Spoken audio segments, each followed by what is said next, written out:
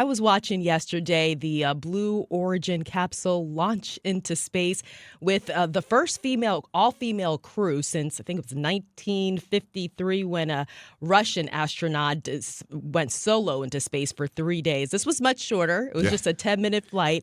But nonetheless, still very aspiring to hear when they came down about their experience. And it wasn't just the celebrities, the well-known, but someone like Aisha Bowe, who is a NASA rocket scientist and STEM advocate.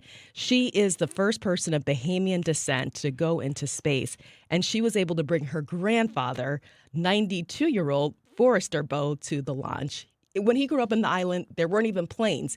And now he got to see his granddaughter launch into space. I don't know. I would have told her to stay on the ground.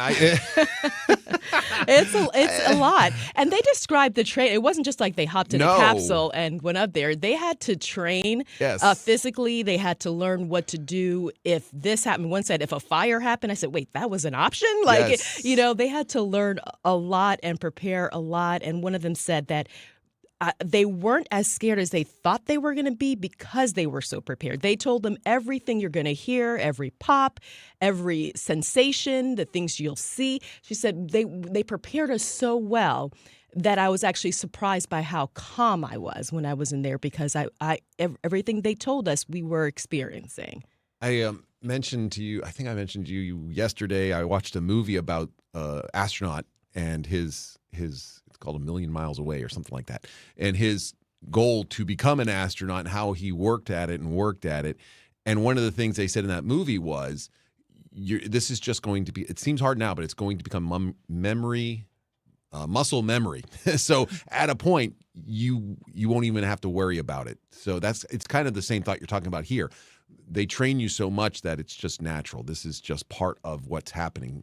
Even though with that, you still have to, get up there. Yeah. And it's that push and you're still feeling that pressure. And it's still, there's a lot happening at that moment still. There is a lot. And I was inspired again, especially by Aisha's story, because she talked about, again, she is a NASA scientist or has been. So this is something, it's been a lifelong dream for her. This wasn't just like, hey, I get to do this because I'm a news anchor. Right. It was like, this is something she had been preparing for her whole life.